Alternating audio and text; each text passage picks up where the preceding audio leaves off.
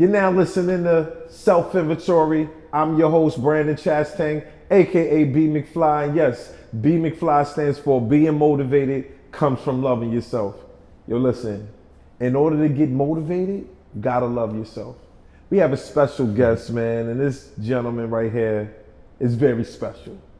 You know, I met him through a friend of mine's, and we just been cool ever since. Yeah. Without further ado, I want to give a special shout out to Dr. Jalaal A, man. What's going on, man? What's going on, fam? How you, man? Good. Glad for having me, man. Yo, listen, I am like super excited because, not only do we share a person, your brother, Yeah. Tracy Collier, Yeah, my blood brother. Yeah, your blood brother, and we grew up on the same block, Master Street, for years. Oh, wow. Yeah, for years, and we shared schools. Yeah. Lincoln University. You got it on. That's where we at right now. That's where we at, man. Lincoln University. So, Ja, man, where are you originally from? So, for those who do not know, my name is, like you said, Dr. Jalaal A. I was born in Chicago at the end of '92. So like December '92, the edge of it, like the cusp, December, January. But 3 days later, I moved back home. I moved back to my parents' hometown, North Philadelphia, and we traveled all around. But around like age 4, we settled back in North Philadelphia, and that's where I've been ever since. Till recently, I migrated on to Delaware. But I'm born in the Chi, raised in the Ph.D, as I tell people. So I was born in Chicago, Southside, Cook County, Chicago Osteopathic Hospital. But then I transitioned over to North Philadelphia, 23rd of Woodstock, I believe. So it was like off of 20th and Diamond at that time. For Philadelphia, for you to have both worlds, right? Yeah. We're talking about Philadelphia and Chicago. Yeah. That's a tough mindset. Yeah, it's that's interesting because my father always tell me, like, you were born in two cities, but it's two, if you look at the media now, it's like two of like the hardest, like the rugged city where you gotta have, in a bad way, yes, but also in a good way, because you got that resiliency. And I guess that describes my hustle today. Well, it's I think, if I'm not mistaken, we're talking about blue collar cities. Oh yeah. Philadelphia and Chicago. And I think Chicago was like the 3rd largest city, and Philly is like either the 5th or the 6th. I want to say the 5th. Yeah. But some people say it's the 6th. Yeah, I think like the 5th. I want to say the 5th too. Growing up, like how was it, growing up in North Philadelphia? Growing up in North Philly, and it was interesting because I described it in one of the documentaries I got coming out soon.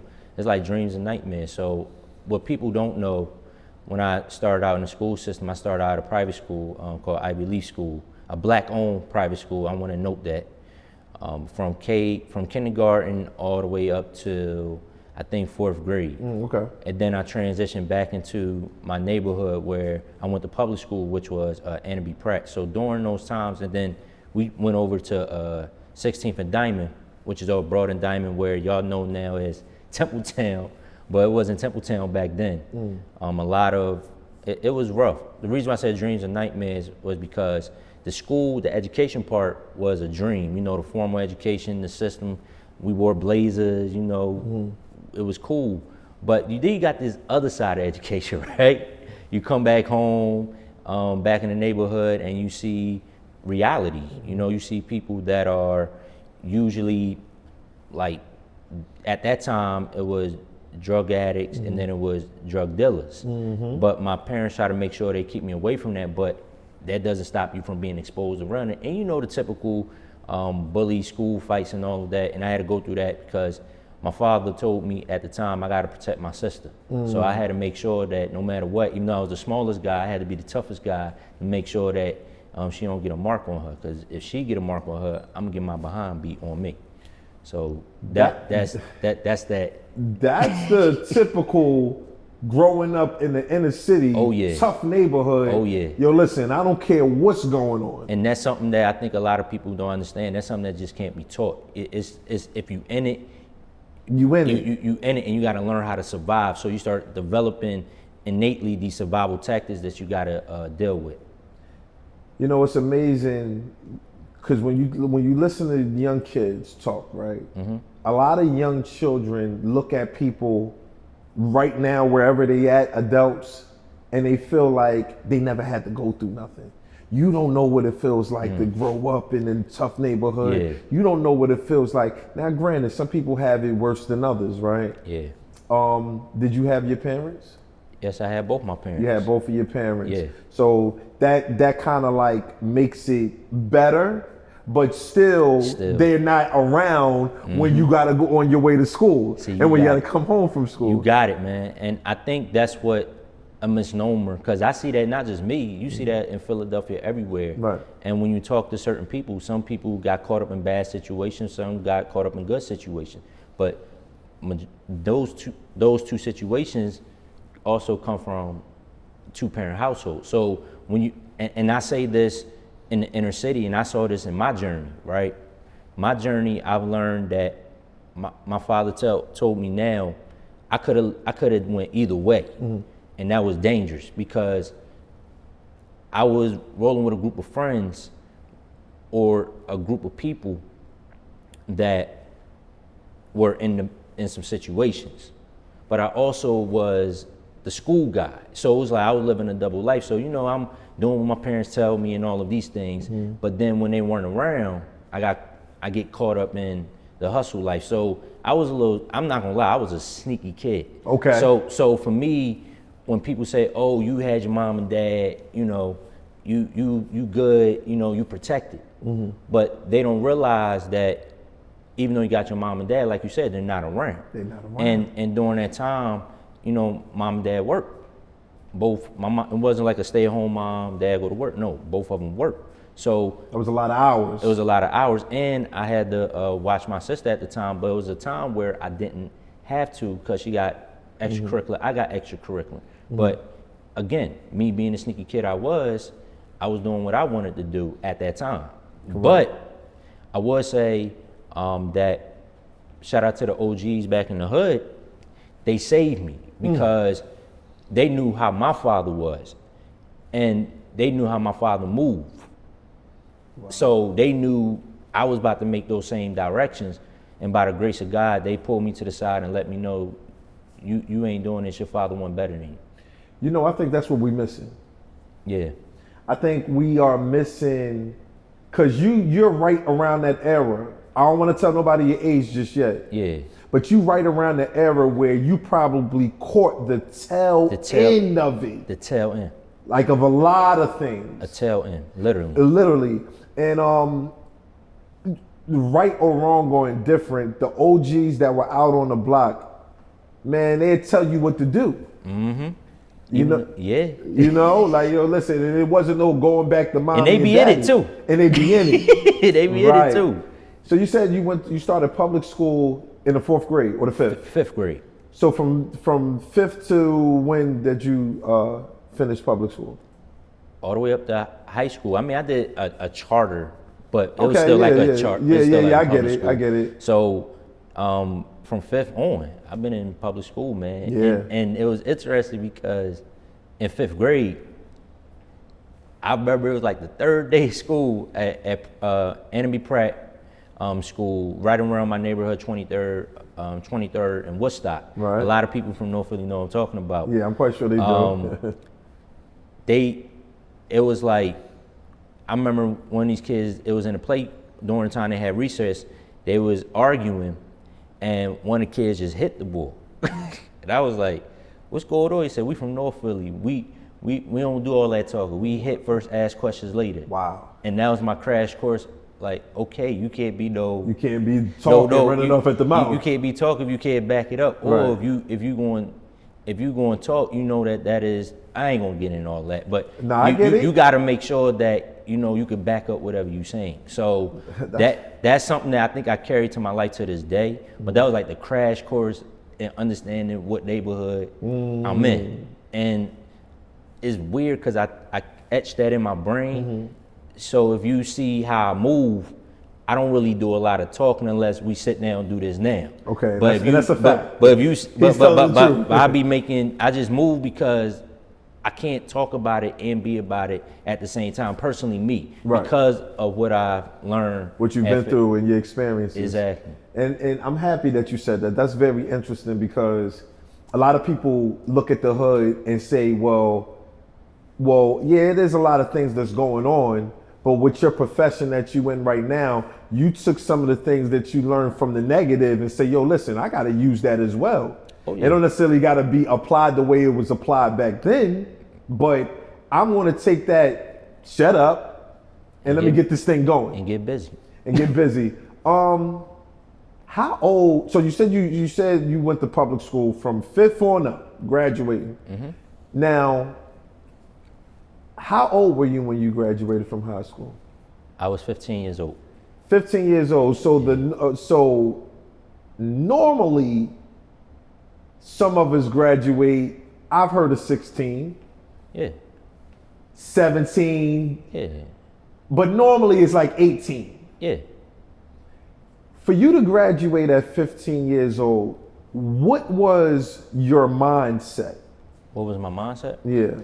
My mindset so the journey started at 13. So I called that chapter in my life opposition turned to opportunity.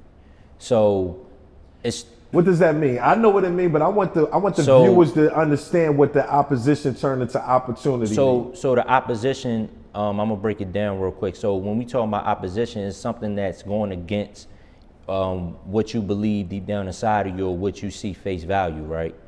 And the opportunity is just that window or that way to become successful in whatever you want to do, what you ever deem as an opportunity to financially, health-wise, or anything that you see that you want to be successful at in life. So the opposition, well, let me backtrack. So at 13, I was inspired by my science report that I written up. I was at Commonwealth Magnet School off of Jefferson Street up in Kensington neighborhood. Wow. Yeah, so I was at Commonwealth Magnet School, and this 8th grade teacher asked us to write a science report saying you could write on anybody that you never heard of in science. Okay. So I couldn't write on George Washington Carver, I couldn't write on Benjamin Banneker, couldn't write on nobody we ever heard of that was black, right? Oh, wow. So I did research and I stumbled upon this guy by the name of Dr. Jesse Ernest Wilkins Jr. Okay. Now this brother is phenomenal. He's the reason why that I had my journey today. I just didn't know it. So Dr. Jesse Ernest Wilkins Jr., born in Chicago. Okay. He stayed in Chicago, but he graduated high school at age 13. Now, at this time, I was reading him at 13.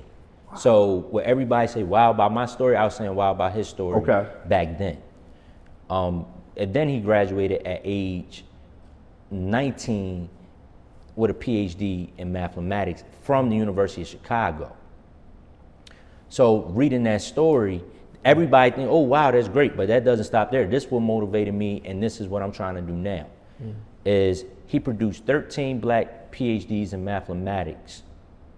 13 black PhDs in mathematics. He was nicknamed as the Negro Genius, and what I've read deeper later on was he was the protege of Einstein. This is a black guy that nobody heard of, right?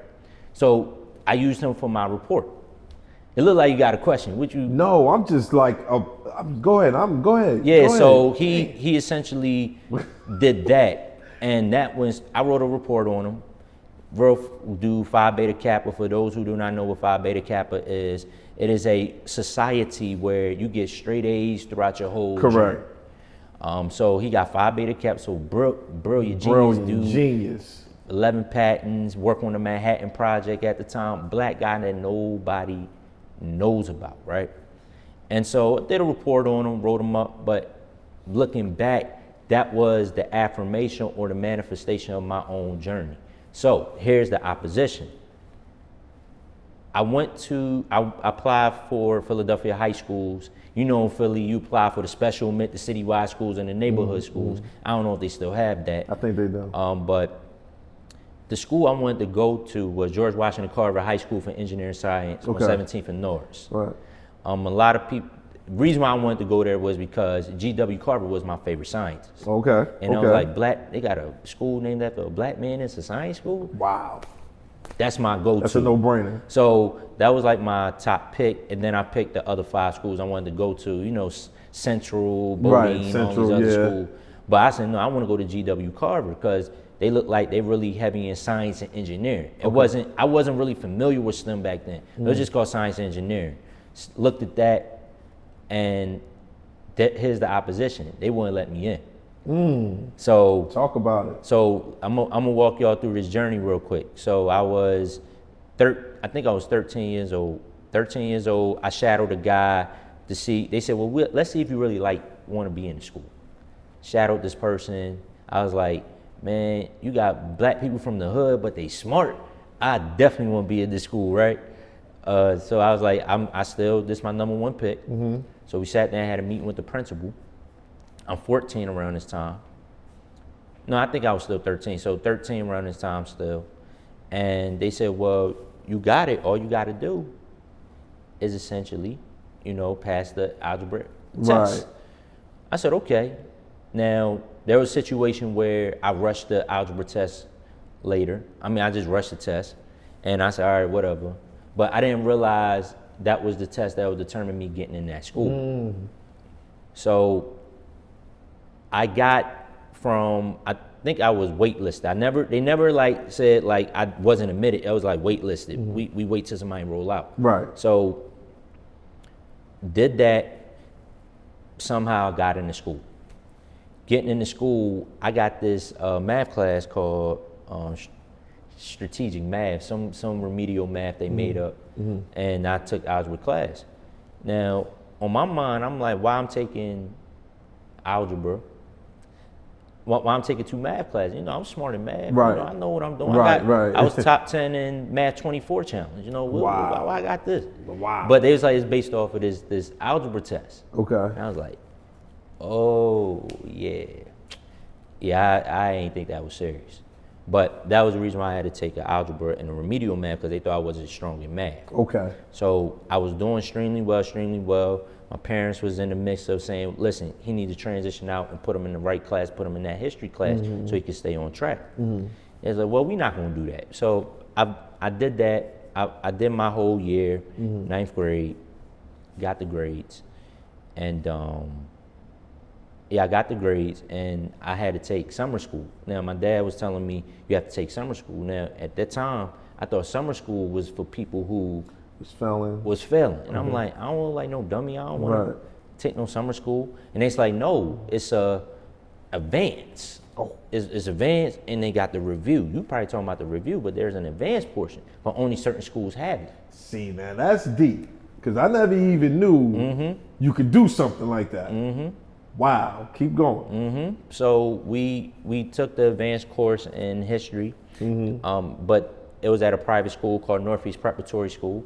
And it was interesting because the school district had the review. I'll probably get in trouble, but whatever, I'm going there.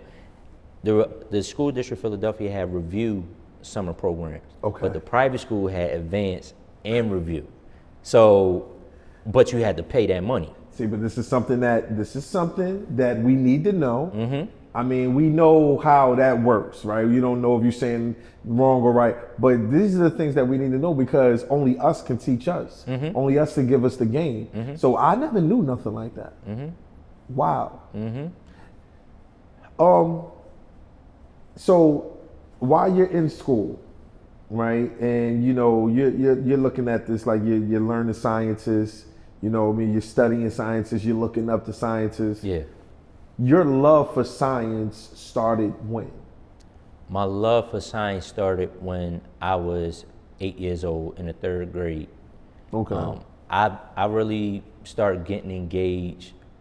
I would say 3rd grade, 8 years old, when I was in just studying, doing experiments. But I didn't really do a science fair till 4th and 5th grade, and I didn't realize.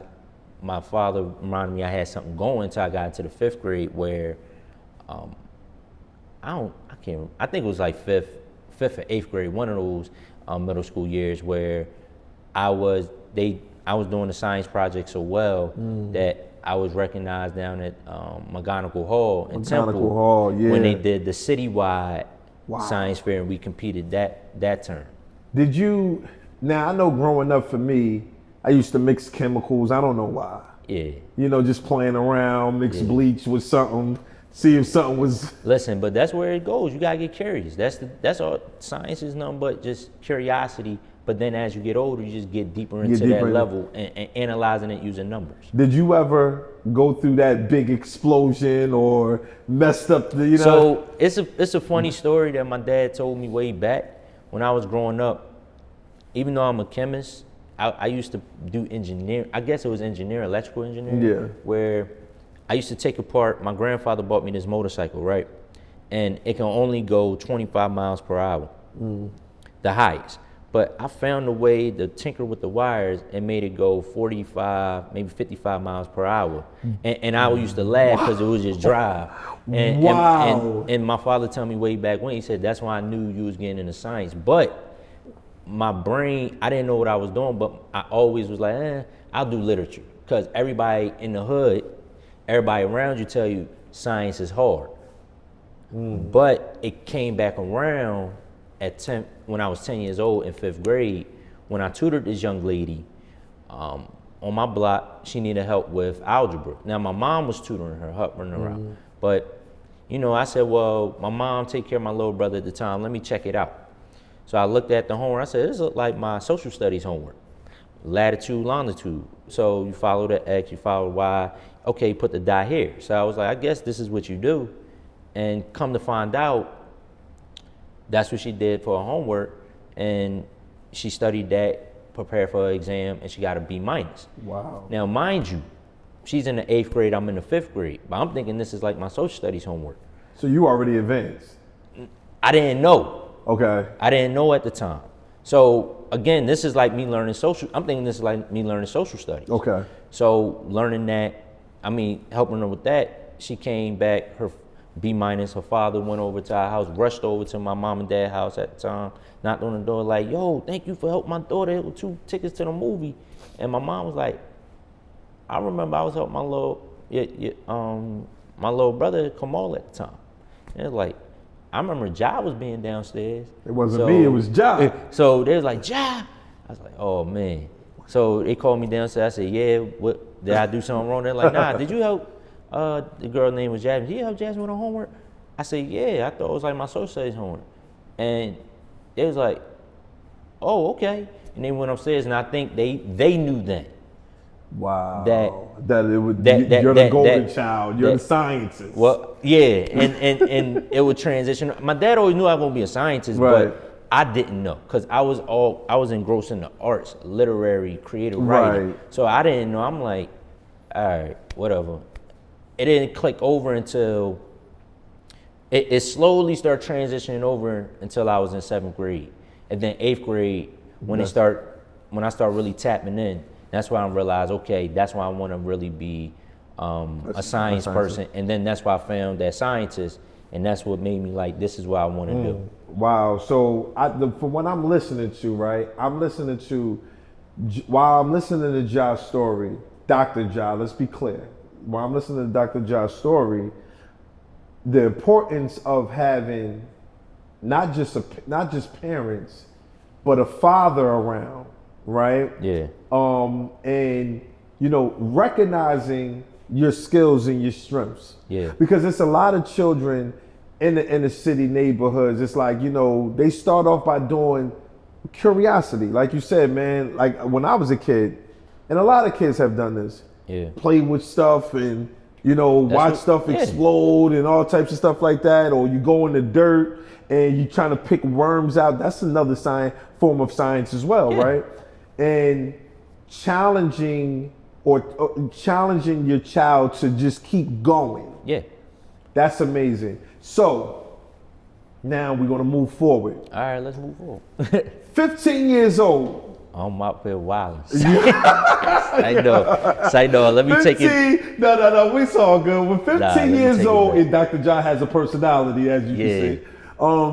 15 years old, and you graduate from high school. Yeah. June. No. So that's a special situation too. So I graduated, and this is how I knew my journey was unconventional from the start. Okay. So I left the public school system, went into the private school system. Okay. To graduate early. Oh, okay. So some game real quick. So this is what happened. So during my time in 2008, the Pennsylvania school system, the State Department of Education had 21 credits you needed to graduate. I remember that, yeah. But Philly had 23.5. Right. But the private school followed the state mandate. Okay. So that was the finesse. Oh, So my dad was looking, he was like,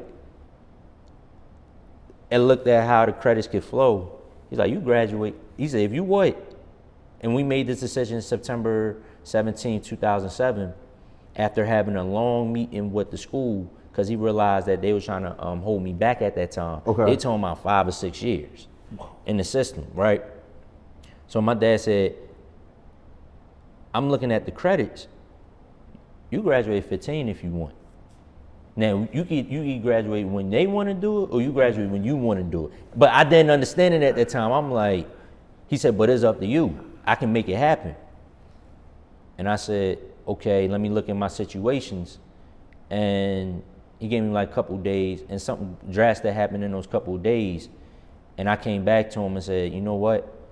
Let's make it. Let's do it, because there's nothing. I don't see nothing.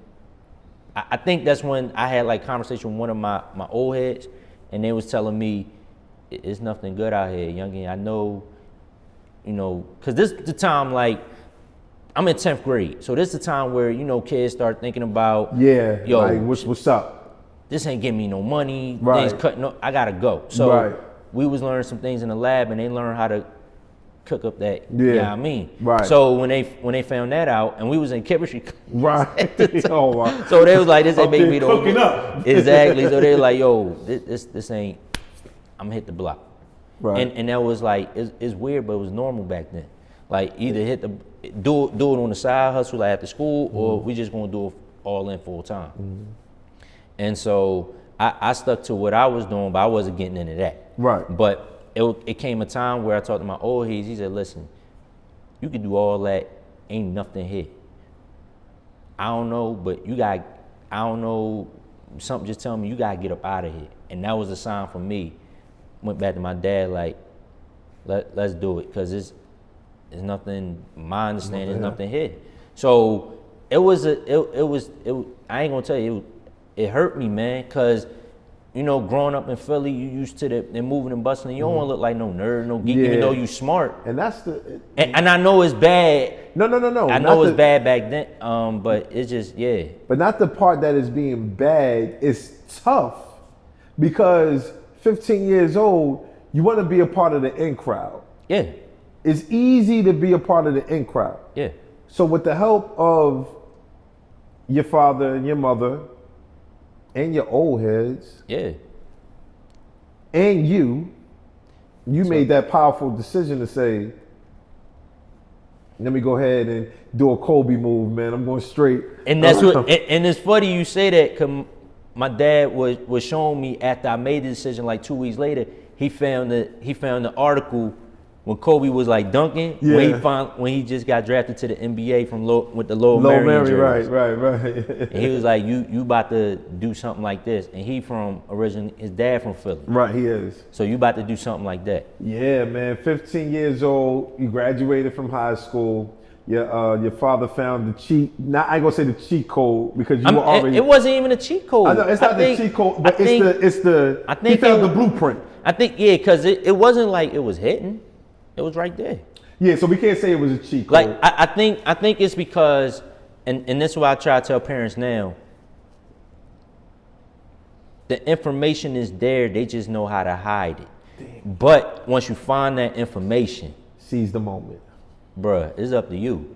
And that's with anything. So my father it was weird, because he found information just going to I think it was one of those independent schools in Philly, independent school districts, and that's where he found, he's like 21 credits. I thought it was 23.5. Yeah, because I think it was 22 when I was in school. I think. And I think it was because they just added the African American class when I came through. That's when they slipped in the African American history curriculum. So when he found that, that's when he was like, I can make this happen. But it's a, you know, and that's why I think people throughout my journey think, oh, your parents push you. Nah, I made the decision. You're right. They gave you that green light to make a decision. Yeah, they was like, I can make it happen. Right. But it's up to you. So moving forward now, 15 years old, you made the decision to say, listen, 14. 14. You made the decision, it's time to go move up. So 14 you graduated, or 15 you graduated? I made the decision at 14. 15 years old you graduated. Yeah. All right. What happens from there? Of course, we're going to college, right? Yeah, we in college. What college did you go to? I went to Lincoln. LU. Lincoln Pride. That's what it is, man. Yeah, so I went to the Lincoln University of Pennsylvania, the oldest degree granting historically black college and university in America. So I want y'all to understand what he's just said. Yeah. For those who, because that was my personal decision. I would say that. Okay, so we're gonna get into that. Yeah, that was my personal. As a graduate alumni from Lincoln University, we go back and forth with Cheney and Lincoln, who was the first historical black college, the first. Listen, HBCU. we were dropping degrees. They was dropping teacher certificates. They was, so there we go. Y'all had the teacher certificates. We had the degrees. And presidents of Africa, but we won't even. We ain't gonna even go there. We're gonna keep this on you, but we can definitely go there. But we're gonna keep this on you. 15 years old. Now you are in school with. Did you live on campus? Yes, sir. Whoa. Yeah. I was at the Freddie D Hall. Oh my God, I was here. Room 219. I remember it to this day. Listen, you are 15 years old. Yeah, and that's what I try to tell people. Like, people now you see the geniuses out. Right. But I would say I was like one of the first generations Right. of the 21st century, and there was no real blueprint because everybody had that reaction like, you let your 15-year-old son stay up here? It's a little different. My dad yeah, he be all right. He a bell, he be all right. So, yeah, I was 15 years old. 15 years old, Freddie D Hall. But before we go there, yeah, you said that you made the decision to go to an HBCU. Yeah. Now, that's right there. Now, I want to talk about that because you could have went to Duke. A lot. You could have went to you could have went to a D1. A lot of my mentors literally wanted me to go, but my mom and dad graduated from Lincoln. Dad class of 1987. Mm-hmm. Mother class in 1989. She graduated a year early. She was really 90, but class 89. My brother, class of 05. Shout out to Tracy. So to me, this was like carry home. on tradition. Not even on tradition. It was like home for me. This was like my second home. So it was like, and on top of that, I was familiar with a lot of the faculty already. Oh, because okay. So that's and my dad. I wouldn't say my father helped me through it, but he just let me explore and just talk to a lot of people because during the time he has a lot of influence up here, and he allowed me to just scope out who's this, who's that. So I felt comfortable. So I was like, why not go to Lincoln? You know, I tell people, right? It's nothing wrong with going and I got a scholarship. And you got a scholarship. Full ride. So full ride. Well, then that's it. Well, so that we have it. But it's nothing wrong with going to any college that you want to go to. But I always tell people, the star athlete, the geniuses, the whatever the case may be. Yeah. Why don't we make our historical black colleges the same way as we would make the big D1 college? You want to know why? Why? Because I believe our communities need to make that investment. it's all about economics at the end of the day. I agree. People, and I debate with individuals that went to other types of institutions. They would tell me, well, Jai, you don't understand, you know, they got resources. I said, we can have resources too. The challenge is we don't put our money where our mouth is to make sure to get the resources. So we can get the resources. It's like somebody being on Section 8 and somebody finally moving out the projects, but making sure they're giving money back to get that person out of Section 8. No, that makes all the sense in the world, and I'm happy that you use that analogy. That's how I look at it. So did you do, how many years did you do at Lincoln University? I did 3. You did 3, so you graduated at 18. Yep. From Lincoln University. What was that experience? And I'm talking about, give me that raw experience. So I would tell you, my first semester, like any other college student, you know, you're away home from your parents, first time. Doing you. And you have no curfew. You out. I was out all day, every day. But I still was studying. Of course. But I was outside all day. But it was the agreement that my father and I had. He was like, I'm gonna take you home on the weekends, but throughout the week, you up there. You up there. Some weekends I may not take you home, but you up there majority of the time. So it's up to you. You on your own scholarship. But as soon as I gotta pay money, you gotta go home. So choice is yours. So, you know, I was like, okay, all right. But you know, you 15, 16, even though I'm at college, I'm in with 18, 19-year-olds, my mindset is still of a kid. So it's like, all right, I'm gonna push the envelope a little bit. I'm gonna hang out, I'm gonna enjoy myself, especially during that first week where it was just a freshman by myself, getting in the mix, knowing my class. I'm like, oh, it's good. I was class of 2012 for those who do not know. Shout out to class of 2012. Even though I graduated 2011, I still love class 2012. Oh, something about class of 2012? Yeah. So. Wait a minute. So, not to cut your wisdom, but like your roommate. Yeah. What was that experience? So my roommate, he motivated me to actually get focused because my roommate, he was from Jersey. Shout out to my man Manny. That was my first ever roommate. He was from Jersey and he come from a Haitian background. Oh. So shout out to Haiti. They just got their independence. I mean, they celebrated their Independence Day of the day. So I believe so. Yeah. So he had the whole Haitian culture. So for him it was like no TV, study, make sure, you know. So that was good for you. So this is how God work it out, right? So I've had him as a roommate and I was like, man, you ain't gonna watch no TV? He said, TV? I don't do TV. Wow. I said, but you got the TV set right there. Why you just, he said, it's just there, but I don't do TV. So that forced me, I was like, okay, let me go outside. So I went outside, yo, what's good, what's going on? So I did that for like my first semester there, you know, outside, kicking it with everybody. And I got my GPA as a 3.37. Now it's not bad, but I needed 3.5 to keep it. That means that I need to get a 3.73 in order to just keep my scholarship. So I went out, I had fun, had a good time. Homecoming out here was good, everybody lit. But after that GPA, I realized I gotta really buckle down and really get serious because one, I'm a STEM major, which means we don't see any light of the day. We in here majority of the time, lab and studying in the room with the books. And two, my dad wasn't having it. You know, he told me literally like, you going home.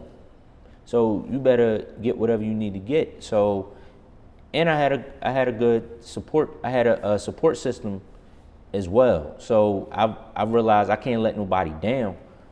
Let me get my act together. So I grinded out, did summer classes too, and that's how I was able to graduate in 3 years instead of 4 years at the age of 18. So I literally just applied the same thing that I did in high school in college.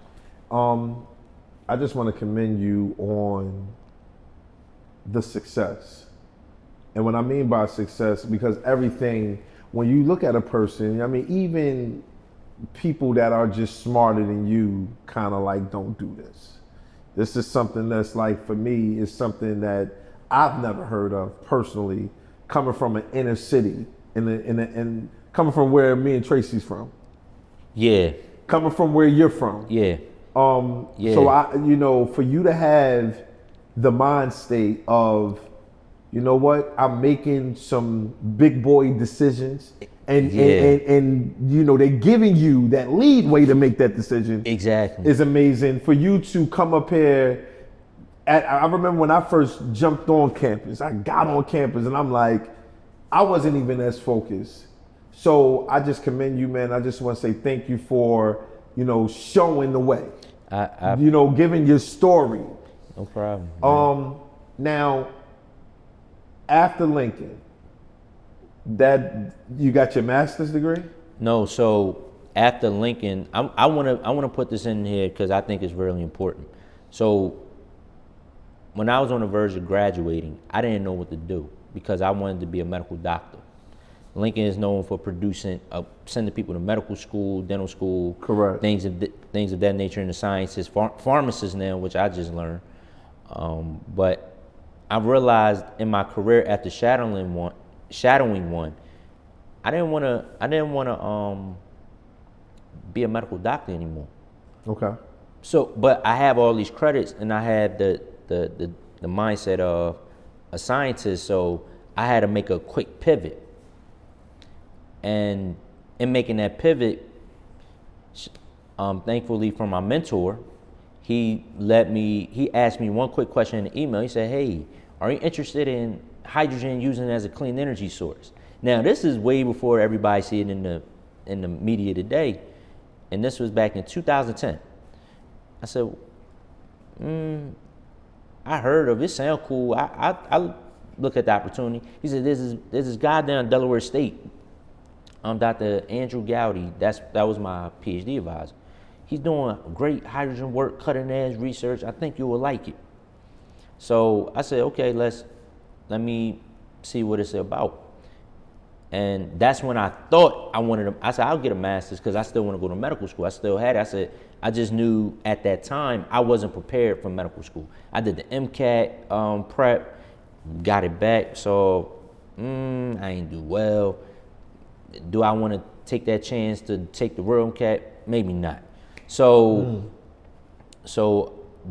went down to visit Delaware State University. And I said, I know in my mind I'm gonna get a master's, probably 1 or 2 years, I'm out. Visit the lab, looked at this is where I saw an actual research lab. Like you see here, the teaching labs. Right. But when I went down there, it was an actual research lab, like literally black people doing research. And I'm looking, he mentoring black people, and I'm like, to me, I met a lot of black chemists up here. But I never met a black chemist that were mentoring black men. That's deep. So to me, I'm like, okay, this is a little different. Like, I ain't see this in my community. I mean, I meet them, but I never see them like actually helping us. So sat down and talked and had a conversation with him. He showed me the lab. Very cool guy. And he handed me the Ph.D. packet. I said, "Nah, I think I want to get the best." He's like, "Nah, I think you want to do this doctorate." Right after college. Right after college. I was like, right after college, don't you gotta do a master's? That's what I'm thinking. He said, "Oh no." He said, the people will tell you that, but I think you could do the straight doctorate. I said, "So what's the difference?" He said, and I think he knew I'm from Philly, so I'm about money. So he was like, "Listen, master's degree, you could take courses. I pay you $18,000. You do a little bit of research, but you can get out 1 or 2 years." No, it was $15,000. He said, "PhD, you get $20,000. You take the courses, you can travel around the world with some research, and you could be called a doctor." Which one you want to do? I mean, I'm gonna go for the gusto. I said, $20,000, I take the PhD. So that was my mindset. I didn't even worry about, I said, and I get to travel around the world. Can you guarantee that? He said, guarantee. He showed me, he said, we've been to Italy. We've been to United Kingdom. We've been to Hawaii. I said, you could travel there just by doing stuff in the lab? He was like, yeah. I said, oh, snap. I thought you had to be like everybody. Like you know how you watch the movies and the only time you travel as like science is like the archaeologist. Right. I was like studying rocks. Yeah, studying rocks and you gotta get a permit and somebody gotta fund you. That changed my mind. So I was like, information. Let me do the PhD. And my dad, as he always done, he said, all right, you say you want to do it. I'm gonna give you the resources, but it's up to you to send off, do the application, get your recommendation letters. Gave you that responsibility. And that's when he finally gave the mantle over to me. He said, because now you are 17, about to be 18. And he said, I did this with your older brother, what I'm about to do to you now. He said, I love you, but it's now time for you to really do your thing and really want to do it. He said, because 15, 17, you was a minor. Right. And I can carry you through. You tell me I help you. Right. He said, by 18, you really gotta wanna. And I think that's what. Tell me that 10 years ago to now. That's what. If you see me making the moves I make now, him giving me that wisdom back then helped me. I am today. I just want to give a special shout out to him. Yeah. You know, and your mentor for believing in you. Yeah. You believing in you first. Well, I will say this. That took time, but we'll get to that. Nah, and that's understandable. Yeah. You know, but through the ups and downs, trials and tribulations, left and rights, you still managed to fight, regardless. That's from growing up in my neighborhood. That's from growing up in the neighborhood. Man, so how long did it take you to get your doctorate degree? Interestingly, and this is by the grace of God, it took me 4 years. And people say, okay, 4 years. No, I want to put it into context. When you're in a doctoral program, you got 8 years to complete a doctoral program. Right. The average person finished about 5 or 6. Maybe 7 to 8. They start saying, okay, we just going to give it to you, been here long enough. But that 4 years, that was like, that's when I realized, that's when the grit growing up from North Philly mixed in with the smarts and mentality, because I literally had to be in there every single day. I literally was like, if you say like, oh, you a lab rat, I was that guy. I was literally like a person that I can relate it. Like, you know how somebody going to the gym faithfully every day, work out, push. Yeah. Like, yeah. and that was you. That was me in the lab. I was literally working out my mental muscle every single day. And that's how I was able to graduate evenly within 4 years. I'm happy that you said that, because it's like lifting weights. How much can you lift, right? Well, if I put pounds and pounds of books on your brain that you've studied, you can lift a lot, man. And like, I love that part that you said that. So you got your doctorates at what? At 22? I got it at 22. But in the midst of that, before I did that, he kept his promise. He definitely kept his promise. I went in there and he allowed me to get in the lab. I was 18, just turned 19. He put me in the lab top of January 3rd, 2012. Yeah. Because I graduated 2011. But in the midst of that, I also did some research with NASA too. But that was between Lincoln and DSU. Did some research with NASA. Wait, yeah, I'm about to say, you was getting your doctorates at Del State? Yes. Del State. Okay, so you stayed in the realm of things. Yeah, and the reason why was because Delaware State, me being 18, I felt like that was the best move for me. Okay. Because I got an offer to go to Howard. Okay. I did a summer internship program for 3 months, and I stayed low key, just did the work, and they saw I was good with the work. But then when they found out about my story, they was like, "Oh, you 18, you must be a freshman." I was like, "No, I finished everything. I'm done." And it was like, "You need to come to Howard." I was like, "Nah." They're trying to recruit you fast. I said, Get you. I was like, "Nah, I really wanna." I already gave a commitment to this guy down in Dell State. And that's good that you kept your word. He kept his word. You kept your word. Exactly. And then it worked out good. Your amazing journey. Yeah. You know, you had an amazing journey.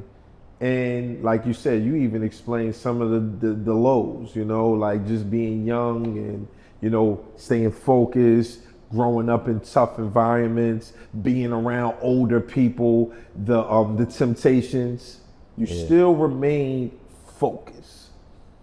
Your doctorate's at 22. I graduated from Lincoln at 22. Yeah. So it's like, okay, you got your doctorates at 22. I graduated with the BS of criminal justice at 22, 2004. You're now 28 years old. Yeah. Dr. Ja. Yeah. Just name some places that you've traveled being a doctor because of your profession. Being a doctor in chemistry. In chemistry. The places I traveled, 2 years ago, I recently was at University of Oxford, where I spoke as a keynote in clean energy for the United States of America. Wow. Before that, I spoke at a few places because after I did the feat, I was just going everywhere. So I spoke in Minneapolis at a conference. I also spoke at a law school because a lot of people don't know I do have a patent. So I dipped. That allowed me to enter the legal realm a little bit and speak on what was the process of accumulating a patent. So I spoke at another HBCU, North Carolina Central University School of Law. Okay. Spoke there. Spoke. Yeah, but you also spoke with Dame Dash, right? Oh yeah, that was recently. So yeah. I spoke with the great Dame Dash. Right. I call him Uncle Dame. Uncle Dame, right? He deserved that. He deserved that. That was like my uncle in my head. Right. I spoke with Dame Dash back in February and just trying to help him understand because he worked with this group called OSG. Shout out to Dennis McKeezy for leading that. OSG stands for Off School Grounds, and he was like, "You're a chemist?" I said, "Yes." I've never met a black chemist before. I was like, "Okay." He's like, "How old is you?" I said, I'm 28. He said, "Yeah, you young?" And Dennis McKeezy, he was telling him, "Yeah, this the guy telling you, you know, he graduated 22 years old, featured on Disney." So that's when he paused. He's like, "Wait a minute, I gotta sit there and talk to you." He's like, "So chemistry, right? Were you like, you know, Dame be cutting whatever, snapping all the time?" Right. So I snapped back. I was like, right. "Nah, that would be. I ain't into that." Right. But you know, my homies was doing it, so we laughed and created that decorum. But he's like, on a serious note, how did you get into chemistry? So I told him my story about getting into chemistry, and I said, you know, chemistry is like what you talk about in business. He's like, word? I said, so remember the interview you was talking about how you're a time traveler, you go to the future, you see what you want your future to look like, then you come back and you try to figure out a way to get there? He's like, right. Yeah. I said, what you just described was called retrosynthesis. Wow. We do that on our side in chemistry. Wow. We find the molecule we want to make, we look at the materials that we have, right, and we create paths to get there. And see, that's so dope, right? Because it's so dope because, again, you coming from where we come from, you know how to communicate. Yeah. You know, and that makes it easier. So you traveled all over the world. I traveled, recently UK. I want to travel some more places when things open up. When world open up. Yeah. All right, man. You got a story, man. And you said like Dame said, still young, still striving. You are here. We are here at Lincoln University. You are a professor here, correct? Yes. Professor here. Have you STEM? Oh yeah. Before STEM.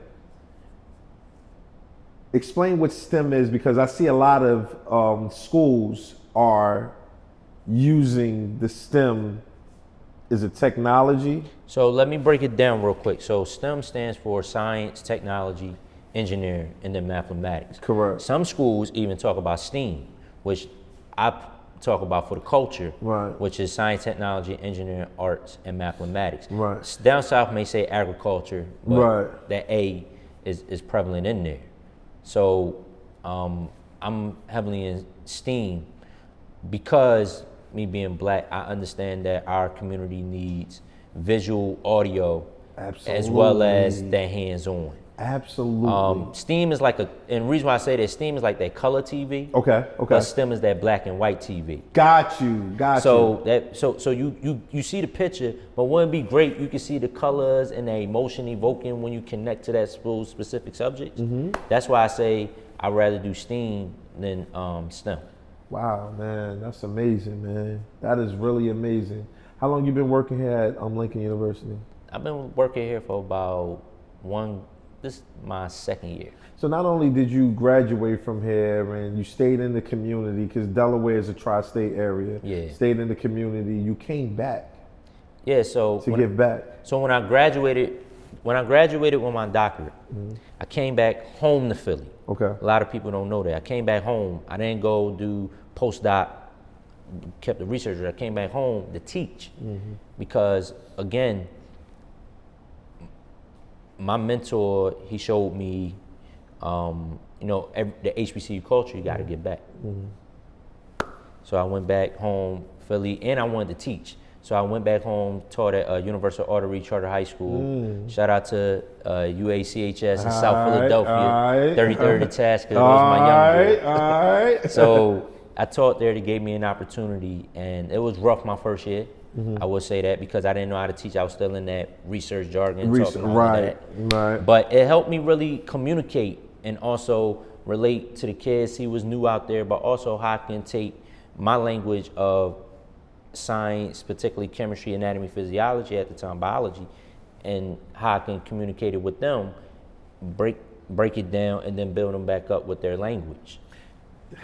And I felt that was important because the students, a lot of students in Philly, which I saw, and I think my dad fought them, but I think I would have had one. A lot of students in Philly had an individual education plan, IEP. Right. My journey, I started out as the slowest. I probably would have like Tracy Smarter, but I started out slow. A lot of people, I want to put that. So I probably would have had an IEP. So I related to those students, and I knew I had to do something to help them. So try to help them as best way I can, which birthed my whole organization, Elite Universal Network, where we make STEAM simple.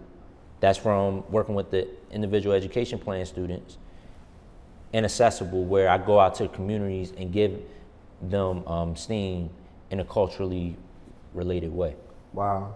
I'm happy that you gave back, because you could have clearly went somewhere and just said, you know what, this is where I'm probably be more appreciated.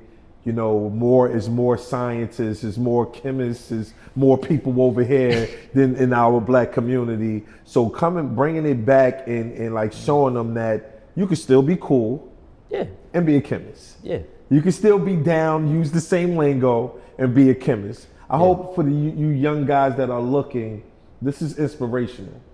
Now, the podcast is called Self-Inventory. Yes. And for me, before I started Self-Inventory podcast, I had to do a self-inventory myself. I had to get myself in order. Yeah. You know, I had to, dig deep down inside myself and fix the things that I didn't like about me.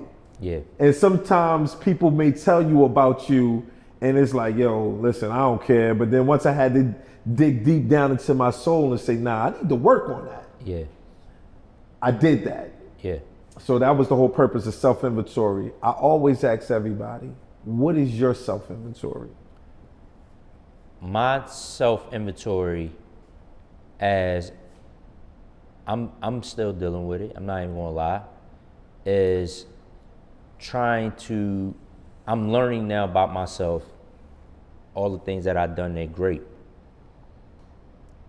But who is Ja really? Like, the world knows this, and this, and this about me. and I can do a lot of things.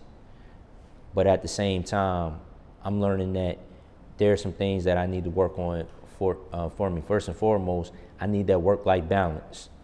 I do tend to be a workaholic because I was grinding as if I didn't have anything, coming from the environment I came from. But as I look around, I'm like, I'm blessed.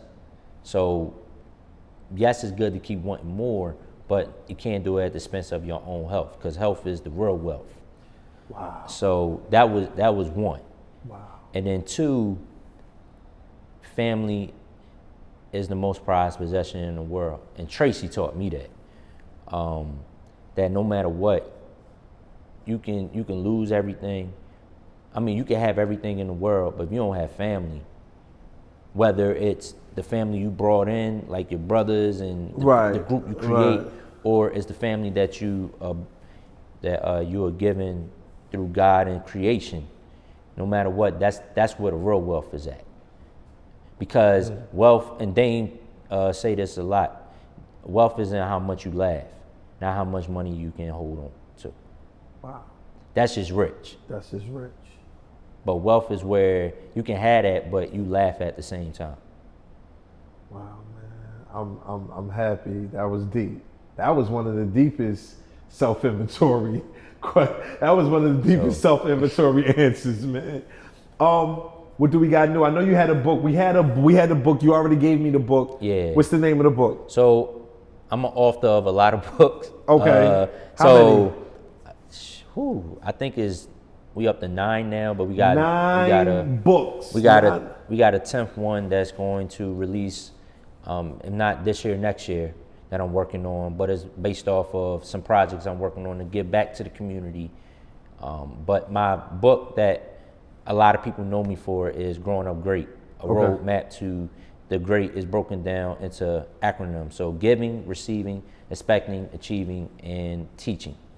Wow, man. Where can they find you at? Where any upcoming projects before we? Oh yeah. So yeah, talk to me. So literally, we got a documentary coming out. Let's go, documentary. So documentary, and this is for people who do not read. I basically took my life and put it on display in a video, in a movie format. So it's called Exploding Dreams, a STEAM story. Oh wow. So it's talking about my life, my 10-year journey from 2008 starting out Oxford, PA, right, to going to Oxford, UK. So that's like the play on word. So it's from Oxford, PA to Oxford, UK, because I think sometimes Lincoln University, thank them for giving me their blessing, yes, that they don't get highlighted enough. We saw it this past weekend with All-Star. So I felt like it was my duty, me being one of the celebrities of the campus, that I take my story and put it on film to let them know what Lincoln bred. It took a two-time HBCU graduate, and I'm able to speak with people from Harvard, Yale, Princeton, at one of the oldest English-speaking institutions at University of Oxford, and we could compete. To show that, if you invest in yourself, because if you look at my journey, I always pride myself. I'm blacker than black because everything I went to was black owned in some way. So I'm black power, but if you look at my journey, it's like, so I went to 2 black schools. I went to George Washington Carver Black High School. So if you look at my journey, I'm showing you, throughout that movie, that documentary, if you invest in your community and your culture, this is what you can produce. I know that's right, man. And be with the best of them. And compete with the best. And compete with the best of, and still be yourself. Because you gonna notice me talking. Still be your culture, right? You gonna see swag. Because the funny thing is, man, you gonna see me talking. You be like, but he doing that, yeah. So I'm letting you know you can still be yourself, and do that. And then at the end of the film, I say a saying that I'm a platform, not a brand. So I don't want you saying, oh, he did it. No, I'm putting on for Philly, Lincoln, Delaware State, being a black male, being a young black male, doing this at a young age, putting this on my back. So when y'all see me, there's no excuse. Y'all better do it. Damn. I don't want to hear that. I don't want to hear it can't be done, because now I gave y'all the vision that it can be done. Well, you definitely gave us the vision. So- We're talking about graduating from high school at 15. Yeah, We're talking about graduating from Lincoln University at 18. yeah, We're talking about getting your doctor's degree at the age of 22, becoming a doctor and chemist, yeah, a professor, yeah, an author. yeah, You're 28 years old, yeah. and you're still doing it. Yeah, I'm just getting started, man. And you're just getting started. And my next project, I think a lot of people gonna like this because this is really for the community, definitely. That I literally just launched a company, clean energy company. Mm-hmm. So this is where I tell a lot of people, there's a wealth shift happening. Mm-hmm. So science, now I'm getting into the economics, right? Mm-hmm. There's a wealth shift happening going on. In that wealth shift, you're seeing a lot of black entrepreneurs coming in. Mm-hmm. I've seen them doing their thing, but I saw a niche that I carved out from my research, which was the energy. That energy piece is hopefully there's the market I'm in, the hydrogen market, as I talked about. Mm-hmm. I didn't realize there was going to be a market till last year and this year. We're in the process, and that's a $2.7 trillion market.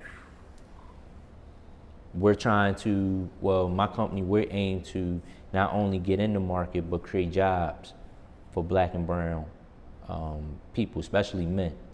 Because as you know, black men in the community, why they hustle in the corner? Because they ain't given no opportunity. Correct. That's why I'm, again, trying to change that. So that's what I'm working on currently, and that's all out there, the company that I'm working on now. But the movie, to see how you can get it done, is Exploding Dreams, Steam Story. We're still working out the details on how we can roll it out. I got some literally business tomorrow to try to secure some things, but yeah, just stay tuned for that. Well, with that being said, thanks for listening to the Self-Inventory Podcast. My name is B. McFly, top motivator in the world and your sober messenger. Let's go!